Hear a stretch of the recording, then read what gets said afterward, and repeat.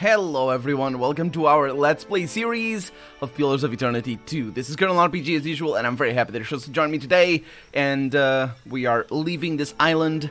We now know where Okaizo is. We're going up there on that shipwreck, and we definitely need to go back to Nekataka because we have... do we have enough people? We got Baltia? Was it Baltia? Who was it? We got somebody new. We got somebody while we were on land. Baltia might have been. I don't recognize Baltia. Very good, very good.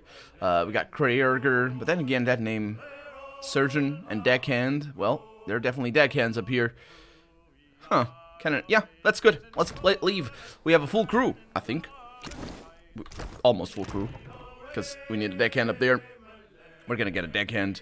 For sure. No, it's a cannoneer. Yeah, definitely. That's definitely what happened. Okay, so Baltia over here is a really good deckhand. I'm not really sure what I'm... or a really good cannoneer, I should say. I'm not really sure what I'm going to do. For right now, we don't need to think about it, because we're going to that shipwreck up there. And we are... Ooh, okay, all good stuff. We are looking for fights, because our morale is not very good. And fighting makes everybody happier, except when it doesn't, because it's kind of nasty. A shipwreck huddles in the crashing surf, its splintered beams rising like ribs from the water. The wreck appears abandoned, and I'm gonna sift through the wreckage, and 3 hours have passed. I've gotten some money. Okay, that is a junk from the Royal Deadfire Company. I got some lager, or I got some flint and tinder. Are they coming here? Go away. Imperial long gun. Oh, that might be good. Are they coming here? They disappeared. Ammunition. And nothing. Okay. They are here. Huh. Sailing offers a welcome reprieve from Motario Kodzi until the silhouette of an advancing ship grows clearer on the horizon. The winds turn against you as the pursuer, as well-equipped Rawatayan junk, closes the distance handily. The flag of the Royal Deadfire Company waves proudly. A placard on the hull identifies it as Benevolent Aegis. Whatever the prince can do with your map, I'd wager the Hazanui can do it better, shrugging my Snapser's spyglass shut. Tekeo frowns his brow, sighing through his nose. He's not very anti-Yuana. Does that work? A loud precursion followed by the splash of water announces cannonball fired across your bow. Stand down and prepare for inspection. A commanding voice bellows over the turbulent, crashing waves. A what now? Maya, any thoughts? That's Captain Pai's ship. Good man. By the books. Tends to fly off the handle when things don't go his way. Maya frowns. Thoughtful, Shodi rubs a knuckle along the edge of her jaw. Second thought, forget the good man bit. Let's say he's persistent and leave it at that. Let's go with a parlay and see what happens. I'm gonna shout parlay. Benevolent Aegis draws close enough for you to recognize the crew as hard and disciplined coastal Aumaua. One of them separates from the fold and plants his boots on the railing. Maya, a delight as ever, but you are on the wrong ship, he says, offering a broad smile and a Rawatayan salute. She merely nods. The name is Pai, and I'll speak plainly. You wouldn't be leaving Motaro Kodzi unless you found what we both want. The map. He rests his hand. Oh, you need to go down. He needs to go down. Because of I left it there. He rests his hand on the pommel of his sword. Well, also that's a threat. So where is this? We got intimidate, hold the torch close to the gunpowder barrel, toss him the Huana chart, and slip the Huana chart in your boot. The astute and everything on it is mine. You draw your weapon. Captain Pai raises his eyebrow with interest before drawing his own. Storm their positions and take no prisoners. He points his sword at you and signals his soldiers to attack. You guys are nothing. You do realize this quest has not even a skull on the sword. That's how nothing you are. I mean, could be wrong about this, but metagame much. These guys will all die. Oh, also their ship is not too crude. Crewed. So they seem pretty simple and straightforward. There's only 4 of them? It's ridiculous. Okay, let's get some storming there with our ranged characters. I think we're gonna get a storm in here as well. That guy's already immobilized. That was their own weather mage, I think. I don't know that I did that myself. Let's get some paralyses in here. And good things are coming. Paralyzed and dead.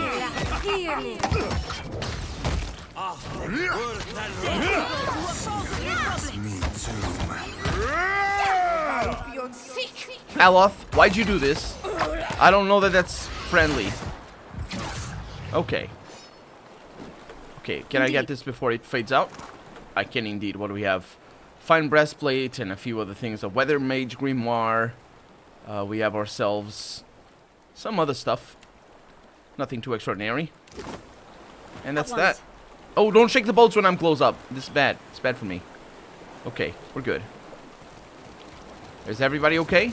Edwin? Captain. Or should I call you the Watcher of Cadnua? I confess that title. Something of a mouthful. I didn't talk to you, did I? I'm sorry. I take you've heard something of me? This and that. Your involvement in Duke Avar's hearings on animancy and the aftermath brought you to the attention of animancers across the Reach. I hope good attention, maybe? Yeah, you can call me Penumbra. How very informal of you.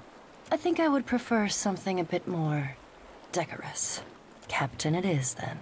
Her chin raises slightly as she peers through her spectacles. When you took me aboard, you neglected to mention that you were in pursuit of a rampaging deity.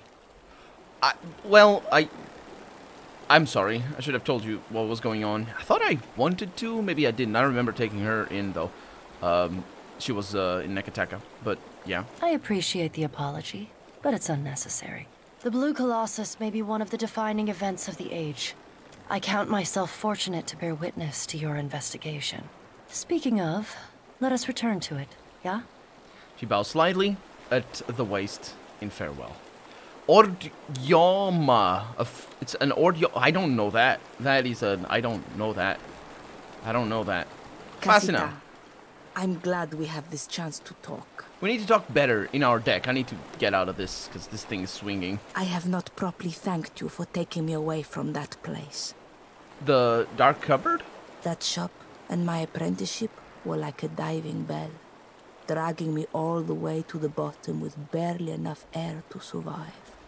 Arkemir was fond of tormenting me. Yeah. If he had taught me anything of substance, I might even have endured his wretched company a while longer. In any case, now I am free to study the world, and it is because of you. So, now I will say it. Agrasima. Are you interested in any particular areas of study? It is a funny thing. I was so quick to chase my ambitions, as if an apprenticeship would outline the course of my life. Now I have... Oh, sorry. Pressed spacebar. No plan. Twice. And the uncertainty is a refreshing change. In the end, she says, I was building a castle in the sand. The taller it rose, the harder the waves swept in to batter it down. No plan? So what do you want to learn? Only Arkemir could teach. What a question. Arkemir is... elusive. That flamboyant house of his? It is all a performance, a mask that people will not think to peer beneath. I had a sneaking suspicion that he knows more about magic than the rest of the circle combined. Or maybe he is just an accomplished liar. I may never know the truth. So he's... Well, I guess it's not definitive. Would Arkemir be the most powerful of all the mages of the circle, as it were? I'm not really fresh on the meaning of the circle and all that. Before we head out, any thoughts on our travel so far? Right now, I desire nothing more than to enjoy my liberation. I will worry about the problems of the world as they come. And we can ask about our companions as well as her. I'm curious about you. I came to the archipelago as a groveling apprentice.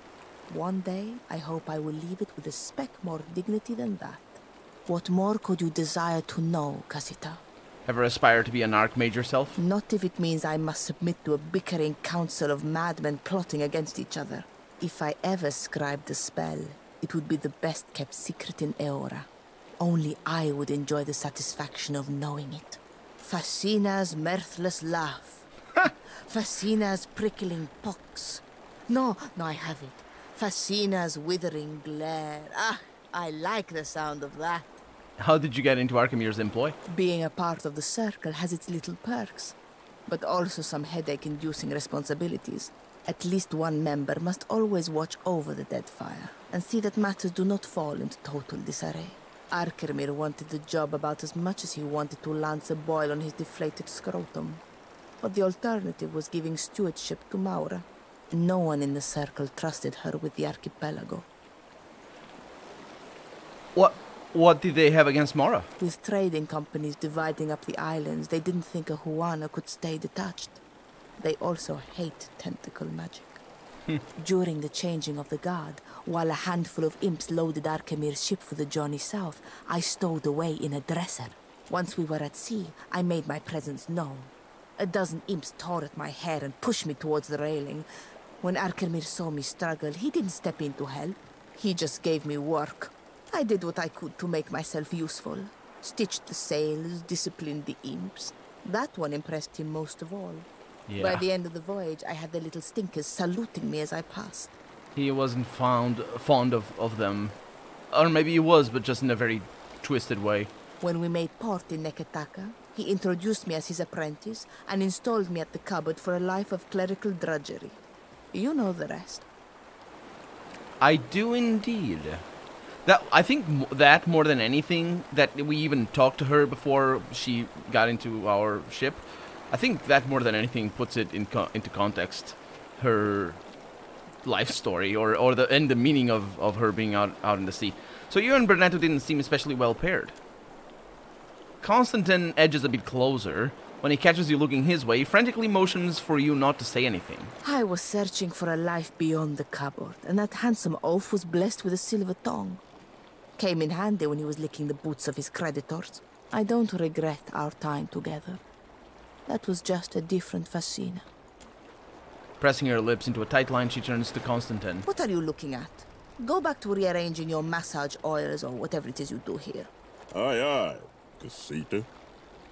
Huh, he didn't actually mean that, because that wasn't... She's not. Anyway, Constantine salutes her sarcastically and turns away, a sly grin spreading on his face. So what do you want to do with your education? I have always dreamed of opening a magic shop in Neketaka. That was a joke. She grins back. When I set out on this path, I discovered quickly that magic is all tied up in grammar, precision, and insufferable rules. Take a grimoire, for example. Misplace an accent mark over a rune, all the logic of a spell collapses around it. And you'd prefer something more ill-defined why, exactly? Sounds like you should have taken up chanting instead of book learning. Maybe in another life. I don't want to break the rules of magic, but I want to rewrite some of them. Loosen them up so that any sharp mind can take up the study. The Circle would hate that, wouldn't they? If they could not reinforce their superiority over the rest of us, they might even disband. You must have some thoughts about Eothas and the other gods. You assume a great deal, Casita. When they are not striding across an island, the gods concern me about as much as Eora's moons. Religion was never very important to me. I do not expect that to change now that the gods have revealed their petty, narrow-minded ways. Have they revealed all of their petty, narrow-minded ways is what I'm asking. Do you know, interesting. You know, the gods are artificial, right? And again, did I ramble about what it means on any of this? Oh boy. Well, the question here is specifically asking that she knows the gods were created by not Eothasians. That's the people who praise Eothas. Aedirans, that's the one.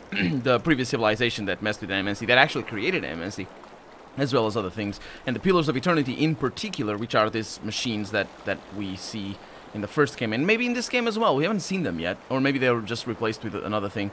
My problem, I think now more than any time before, summarize my problem with the attitude the game takes towards that whole thing. And the first game does that to the point where I just completely misunderstood a lot of the fundamental plot points of the sort of lore of the game. Not so much the plot itself, but the lore of the game. But this game does it as well. There is... I don't know... I don't know why they would think... Like, the game sets no reason for people to think the gods are, as in opposition to artificial, natural. There's no reason why people would think that gods are natural. Why would they think that? I think the reason that is explained, I think the game does explain it, but it's very tenuous, and certainly the game doesn't explain it enough in comparison to the amount of times it just tries to shock us into thinking, or tries not shock us, but I guess just throws at us that the gods were created by the Ingwithans. A god doesn't need to be not artificial in its definition. And in fact, we see that, well, of course, we're talking fiction, but if we look at history, we say that throughout history, there's loads of gods that were created. There's loads of gods that were offspring of other things. Actually, that were created specifically. There's not loads of gods, but there's the Greek mythology. What happened? Well, how did that work? I think they were ascended. And specifically, actually, these gods weren't created; they were ascended. They are, they're people. They're just people, very powerful people. So it's like it is very similar to the Greek. Did I say Greek philosophy? I mean Greek religion, ancient Greece. Because there's 4 stages. I don't remember exactly the 4 stages, but there's Centauromachi, there's Titanmachi, or something like that. And it's all the stages of the creation. It's not really the creation of the world, but it's sort of the creation of the mythos of the world. And I'm sure somebody who's more acquainted with that religion would be able to say it better. But at any rate, the gods of the Olympus, is that correct? I think that is correct. Olympus sounds very Latin to me, so that I don't know if I'm mixing both the classical Rome and the classical Greek religions. But anyway, the gods of the Olympus weren't the creators of the world, certainly not. That's the fundamental aspect of all the stages of creation, is because the world was created on the backs of titans and stuff like that. Or those who came before. I think there was another one before. Maybe the titans were the first. Either way, like, why would she... Like, it's you asking... this doesn't make... There's no contrast, basically. And that's a big problem for me, I feel. And I've always felt that in the first game as well. To the point where I keep asking, what is a god game? What is a god that you have such an issue with them being artificial? Or anybody would have an issue with them being artificial. They are... yeah, still. Anyway, let's ask that and see what she says. I heard a member of your crew whispering of this, but I am pleased to have it confirmed. Knowing this forbidden truth, does it change anything for you? And the game does keep asking this, but the game doesn't... I have never seen in the first game any acknowledgement of this problematic that I'm raising, and that I raised specifically in the playthrough that I did on Twitch, not so much on the Let's Play, but as well in the Let's Play, because I was just mostly confused in the Let's Play. The game keeps asking this, but I don't think the writers thought the same as I do. Generally, in the matters of gods, I like... You'll see that in me throughout multiple Let's Plays if you follow me multiple times, but you'll see that in me a lot. Whenever it comes to fiction and gods and religion, I really like taking a couple of religions as anchor points, or 3 religions in particular as anchor points. The classical religions are the 2 that I really sort of like comparing religions to, because they're so important to our civilization anyway, as the basis of a lot of things. But also, they also work as they were actual religions that worked with established rules, and our own definitions of religion and gods and all that sort of stuff also come out of that as well, well, at least partially. But then I also like to compare that with the Nordic religion, which I don't know the name of. There's a name for that, and I don't know. But that one is even more interesting and even more sort of detached in certain aspects from what the Abrahamic religion or religions rather are today. And yeah, the thing is, it's very easy to fall into preconceived notions of what a religion is and what a god is, specifically in what pertains to this matter, and not acknowledging that in a fictional world, I feel that that's a really that tells me that the writer either didn't care for that distinction or for that problem that I'm raising, or was just not flat out not aware of it, because they're probably maybe not such fans of cheap tricks like I do, which is anchor points to real world religions and sort of comparing and seeing if it makes sense. As in regards to the Forbidden Truth in specific, what she's talking is about the whole plot of the first game. I'm not going to spoil it too much for you. This game does spoil the first game plenty, but this is the first game, and it is indeed a Forbidden Truth. So, and you could read more into that, but it's not. Yeah. So the question, it changes everything. Well, people have killed over that knowledge. That's true. That's the first game. I no longer have to take the gods at their word, is the second one, which is would be the case for. There's a certain type of argument, religious argument, apologetic argument, I believe is the name, that justifies the need to follow a god, whichever it is, with the role of the god in creating the world. So basically the point is you should follow this god because they created this world, and that's why. Of course, that's a non sequitur. That's a fallacy. That's not a real argument.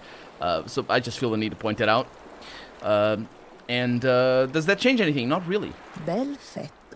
She gives a slow, mirthless applause. Ooh, she agrees with me. If the gods are not as legitimate as we once assumed, does this make them any less our gods? That's not what... Does it make your Ardra Colossus retrace his steps back to Cadnua? Well, it's sort of what I'm saying, but definitely not less legitimate. They're not less... My whole point is that they're not less legitimate because they were either ascended people or created by people. They still... The Ardra Colossus still steps through Cadnua. But yeah, she's kind of there. But again, it's just I haven't seen the game really go head on into what I was saying or what I just said, and that didn't happen in the first game, and it's still not happening here. But I mean, it is a very pragmatic stance, and that makes sense for her anyway. I like it. As far as revelations go, this one is not very poignant for me. Maybe I'm just the wrong audience. Nothing takes me by surprise. Ask away, Casita. Any thoughts about our companions? I do not hate Tekehu for his arrogance. I only hate that he deserves it. I don't know that I agree with you, Fascina. Let's be off. Let's actually have a chat. Not that. Let's have a chat with you all. How do I leave? Oh, I leave by clicking here. Right? Wait. Oh, it's here. It's right there. I never remember. But yeah, I need to talk to all these people. I need to go into my deck. And we haven't been there in a while, so might as well do that. So yeah, I think that problematic does I find that it is good. That's not. How do I do that? How do I go into the ship? Is it through here? Never remember. Rest or wait? Wait, what? Yeah, we're gonna look at you in a little bit. So it must be here. Huh.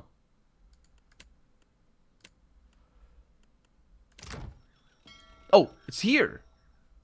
Oh, dang it, we were already there? No, maybe we weren't, because there was a ship right next to us. So here, yeah. So the icons just sort of confuse me a little bit, but it's fine.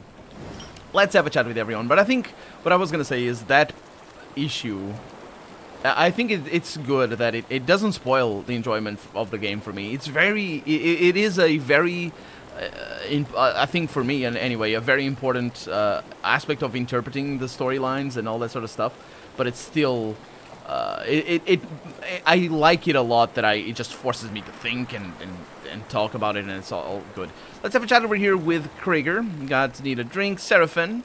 I don't be having a whole lot of rules, Captain Watcher. Really only got the one. What is it? I don't slave. Nor be I serving on any cog-swabbing ship that does. Savvy? Do it again, and I shove off. Do it again? I haven't been slaving. You've been helping them though, ain't you? Just as good as doing yourself. As for the Principe, they be my problem to deal with. I feel you are more aware of what's going on than I am, which means I just need to apologize and say I'm not gonna do it again. But I really don't know what happened. I'm sorry. Ears open, you don't. He sighs, swigs from a sack at his side, and turns away. I think it must have been one of the... Dang it, who the heck would he be? It's gotta be the underworld. The, sort of, the Principe. Did he say specifically the Principe? He can't be the Principe. What the heck? I saw the Principe, they be my... What the heck? I didn't... Did I? I'm sorry. All right, Captain. What can I do you for? So, Seraphim, let's not. Did I have that? So, Seraphim. I can't. I love it. Short blue and her suit happens to be my type. Oh, appreciate the sentiment, Cap, but, let's not make things uncomfortable. Okay, thank you. Bye. Okay, that was pretty straightforward. Maya! Speak your mind, Captain. Nothing. I'll see you later. And Beodul. Aw, Beodul doesn't say anything. Emaini. He just salutes us. Good stuff. Good stuff. Takeo, worthless idiot. How's it going, idiot? I join crew. Who worthless now, Arkamir? He's aware of his name. What say, my friend? Or the meaning of his name. So, yeah. Irina! 4 hours sleep at a go? Kill me now. You can sleep. What is she doing? She was sleeping for a long while. She was injured. Casita for taking me on. Absolutely. Let's go downstairs. Actually, below deck is the correct term. Maybe it is. Don't take me as an expert. And let's also end the episode. That I am sort of an expert at ending episodes because I've done like 7,000 of them by now. But anyway, thank you so much for joining me. I am Colonel RPG, and this has been Pillars of Eternity 2. I really hope you've enjoyed it. And if you did, don't forget to leave a comment, like the video if you want to see the next episode come out sooner rather than later. But above all, as I said before, thank you so much for watching, and I will see you next episode.